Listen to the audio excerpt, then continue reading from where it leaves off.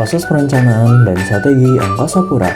Studi kasus PT Angkasa Pura pada Terminal Bandara Internasional Lombok yakni meliputi identifikasi kebutuhan, perencanaan anggaran, sinkronisasi tujuan strategis, evaluasi dan monitoring pelaksanaan anggaran, kontrak pelaksanaan, penyelesaian dan event internasional, dan evaluasi pencapaian.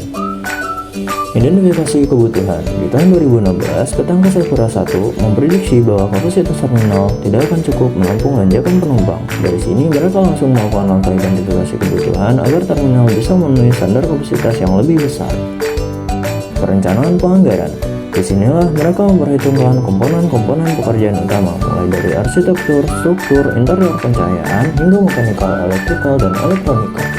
Estimasi biaya dan sumber daya dihitung dengan matang untuk memastikan terminal punya kapasitas tambahan yang dibutuhkan. Sinkronisasi tujuan strategis. Hal ini menjadi penting karena ini bukan langsung soal angka, tapi juga semangat dan komitmen semua pihak yang terlibat.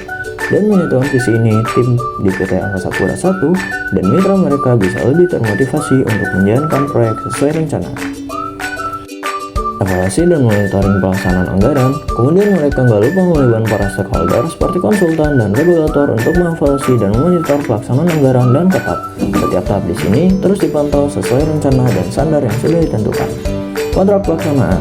Masuk ke tahun 2020, kontrak pelaksanaan proyek ini ditandatangani oleh Direktur PT Angkasa Pura I dan PT Nindya Karya. Ini lebih dari sekedar tanda tangan, ini juga menandai kolaborasi penting antar entitas. Penyelesaian dan event internasional. Pelaksanaan anggaran proyek ini diperluas untuk mendukung kegiatan internasional. Salah satunya adalah MotoGP di sirkuit Mandalika pada tahun 2022.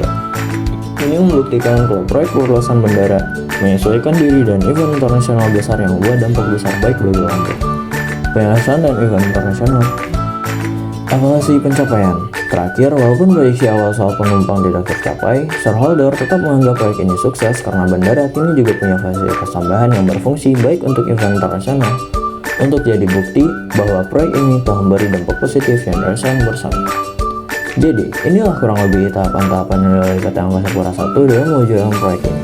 Dengan visi jangka panjang, anggaran yang tepat, dan komitmen yang besar, proyek ini sukses mengakomodasi pertumbuhan serta kebutuhan event internasional yang membawa manfaat bagi Lombok.